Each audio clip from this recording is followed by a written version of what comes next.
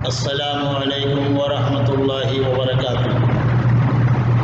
الحمدللہ وحدہ والصلاۃ والسلام علی من لا نبی بعدہ۔ محترم سامعین، دوستوں، نوجوانوں اور بزرگوں، تمام حمد و ثنا کے لائق وہی وحدہ لا شریک لہ ہے جس نے ہم تمام کو یہ ایک مقصد کے ساتھ پیدا کیا۔ محترم سامعین، اس سے پہلے ہم سونا، چاندی اور تجارتی مال میں زکوٰۃ کس طرح نکالنا معلوم کر چکے ہیں۔ اب غلہ اور پھل یعنی باغات یا کھیتی باڑی یعنی غلے میں اور پھلوں میں کس طرح زکوٰۃ نکالنا، یہ انشاءاللہ معلوم کریں گے۔ محترم سامعین، زمین کی پیداوار میں سے گندم، جو، کشمش اور کھجور پر زکوٰۃ ہے، یعنی اس کے علاوہ جو بھی پیداوار ہے آپ کے پاس، آپ جو بھی اگاتے ہیں، جس کی بھی کھیتی کرتے ہیں آپ، ان تمام میں زکوٰۃ ہے۔ ایک حدیث میں آتا ہے، عمر بن خطاب رضی اللہ عنہ روایت کرتے ہیں، رسول اللہ صلی اللہ علیہ وسلم نے درج ذیل 4 چیزوں میں زکوٰۃ مقرر فرمائی ہے: گندم، جو، کشمش اور کھجور۔ اسے دارقطنی نے روایت کیا۔ یعنی گیہوں سمجھیے یا چاول، باجرہ، راگی، جو بھی ہے، جس کی بھی آپ کھیتی کرتے ہیں، ان تمام میں زکوٰۃ ہے۔ مثال کے طور پر گندم، جو، کشمش اور کھجور یہاں بتایا گیا ہے۔ زمین کی پیداوار کے لیے زکوٰۃ کا نصاب 5 وسق یعنی 725 کلو گرام ہے۔ یعنی آپ کی کھیتی جو ہے، آپ کے کھیت میں مال کٹ کر آیا، صاف کیا ہوا، مطلب پوری صاف کرنے کے بعد وہ 725 کلو گرام ہونا چاہیے، تو اس میں زکوٰۃ ہے۔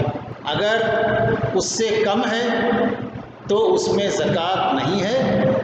اگر آپ اپنے طرف سے دینا چاہتے ہیں تو اللہ تعالیٰ اس سے بھی زیادہ دینے والا ہے۔ محترم سامعین، ایک حدیث میں آتا ہے، ابو سعید خدری رضی اللہ عنہ سے روایت ہے کہ نبی کریم صلی اللہ علیہ وسلم نے فرمایا، جب تک غلہ اور کھجور کی مقدار 5 وسق تقریباً 20 من یا 725 کلو گرام تک نہ ہو جائے، اس پر زکوٰۃ نہیں ہے۔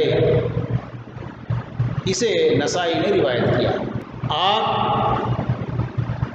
غلہ اگائے ہیں اور غلہ کاٹے ہیں، اس کو صاف کیے ہیں، جو مال اخیر میں صاف کرنے کے بعد جو آتا ہے وہ آپ کے پاس 725 کلو گرام ہونا چاہیے، تو اس میں سے آپ کو زکوٰۃ دینا چاہیے۔ قدرتی ذرائع سے سیراب ہونے والی زمین کی پیداوار کے لیے شرع زکوٰۃ 10واں حصہ ہے، یعنی عشر ہے۔ یعنی بارش کے ذریعے یا نالوں کے ذریعے یا کینال کے ذریعے، یعنی آپ کے محنت کے بغیر پانی آتا ہے، اس سے آپ پیداوار کرتے ہیں، اگاتے ہیں، کھیتی کرتے ہیں، تو اس میں 725 کلو گرام جو مال آیا ہے، اگر آئے تو اس میں 10واں حصہ زکوٰۃ نکالنا چاہیے۔ مصنوعی ذرائع، کنواں، ٹیوب ویل، نہر وغیرہ سے سیراب ہونے والی زمین کی پیداوار کے لیے شرع زکوٰۃ 20واں حصہ، یعنی نصف عشر، 20واں حصہ۔ یعنی آپ نالوں کے ذریعے آپ کی کھیتی میں پانی نہیں آتا، آپ کنویں سے جو ہے پانی محنت سے نکالتے ہیں، یا موٹر سے نکالتے ہیں یا کسی ذرائع سے پانی لا کر اس کو سیراب کرتے ہیں، یعنی اگاتے ہیں محنت کے ساتھ، تو تب اس میں 20واں حصہ زکوٰۃ نکالنا چاہیے، یعنی نصف عشر، 10ویں حصے کا آدھا۔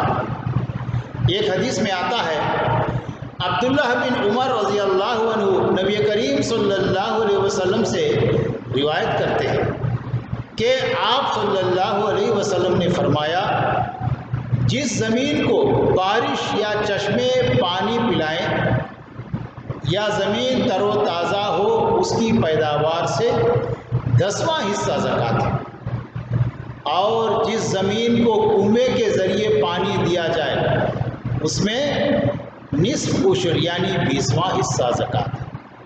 اسے بخاری نے روایت کیا ہے۔ محترم سامعین، یعنی ایسے مسائل جو ہے، جو کسان وغیرہ زکوٰۃ نکالتے ہیں تو ان کو ایسی مسائل معلوم کرنا چاہیے، اور میں تمام دوست و احباب سے، مرد و خواتین سے گزارش کرتا ہوں کہ آپ کے قریب کوئی کسان ہے جو زکوٰۃ نکال سکتا ہے، اس تک اور ان تک اس تعلیم کو پہنچائیں تاکہ اس کو معلوم ہو جائے کہ فصل کتنی آئی تو اس میں زکوٰۃ کتنا ہے۔ یہ چیزیں بہت سارے کسانوں کو نہیں معلوم ہیں۔ میں تمام سے گزارش کرتا ہوں ایسے مسائل جن تک پہنچنا ضروری ہے ان تک پہنچائیں تاکہ آپ کو بھی دینی تعلیم پہنچانے کا اجر عظیم حاصل۔ تو بغیر محنت کے پانی آتا ہے تو اس میں 10واں حصہ، اگر محنت کے ساتھ یعنی کنواں ہے یا پانی دور سے لاتے ہیں تو اس میں 20واں حصہ زکوٰۃ۔ کھجوروں اور انگوروں کی زکوٰۃ ادا کرنے کے لیے خرس کا طریقہ اختیار کرنے کا حکم ہے۔ محترم سامعین، کھجوروں کی زکوٰۃ خشک کھجوروں سے اور انگوروں کی زکوٰۃ خشک انگور سے ادا کرنی چاہیے۔ عتاب بن اسید رضی اللہ عنہ سے روایت ہے، نبی کریم صلی اللہ علیہ وسلم نے انگور کی زکوٰۃ اسی طرح خرس کے طریقے سے ادا کرنے کا حکم دیا ہے، جس طرح کھجوروں کی زکوٰۃ خرس کے طریقے سے ادا کی جاتی ہے۔ نیز انگور کی زکوٰۃ کشمش سے ادا کی جائے، جس طرح تر کھجوروں کی خشک کھجوروں سے دی جاتی ہے۔ اسے ترمذی نے روایت کیا ہے۔ محترم سامعین، یعنی کھجور ہو یا انگور پک جائے تو کاٹنے سے پہلے وزن کا اندازہ لگانا کہ خشک ہو کر کتنا باقی رہ جائے گا، خرس کہلاتا ہے۔ یعنی خرس کا معنی کیا ہے؟ کھجور ہو یا انگور پک جائے تو کاٹنے سے پہلے وزن کا اندازہ لگانا، اس کو لگانا کہ خشک ہو کر کتنا باقی رہ جائے گا، اسے خرس کہلاتا ہے۔ زکوٰۃ کی مقدار کا تعین خرس سے ہوگا، لیکن ادائیگی خشک پھل سے ہوگی۔ وسائل آمدنی یعنی زمین پر زکوٰۃ نہیں بلکہ وسائل آمدنی سے حاصل ہونے والی آمدنی پر زکوٰۃ واجب ہے۔ یعنی زکوٰۃ جو ہے زمین پر نہیں بلکہ اس سے جو آمدنی آتی ہے اس پر زکوٰۃ واجب ہے۔ لہٰذا کارخانے یا فیکٹری کی مشنری، ڈیری فارم کے مویشیوں اور کرائے پر دیے گئے مکانات وغیرہ پر زکوٰۃ نہیں ہوگی، بلکہ ان سے حاصل ہونے والی آمدنی پر حسب شرائط زکوٰۃ واجب ہو۔ دیکھیے، یعنی آپ کے گھر ہیں، آپ کا مکان ہے، اس میں آپ رہتے ہیں، اس کی قیمت کچھ بھی ہو اس پر زکوٰۃ نہیں ہے۔ آپ کے بہت سارے گھر ہیں، ان کو آپ کرائے پر دیے ہیں، اس سے جو آمدنی آتی ہے کرایہ، اس کا حساب لگا کر آپ کو زکوٰۃ ادا کرنی چاہیے۔ اسی طریقے سے کارخانے، اس سے جو مال تیار ہوتا ہے، اس سے جو فائدہ ہوتا ہے، ان کا حساب لگا کر آپ زکوٰۃ ادا کرنا چاہیے۔ محترم سامعین، اللہ تعالیٰ سے دعا ہے کہ اللہ تعالیٰ ہم تمام کو دینی مسائل سیکھنے کی توفیق عطا فرمائے، کتاب و سنت کے مطابق عمل کرنے کی توفیق عطا فرمائے، اور توحید اور عمل صالح کرتے ہوئے زندگی گزارنے کی توفیق عطا فرمائے، آمین۔ وآخر دعوانا ان الحمد للہ رب العالمین۔ السلام علیکم ورحمۃ اللہ وبرکاتہ۔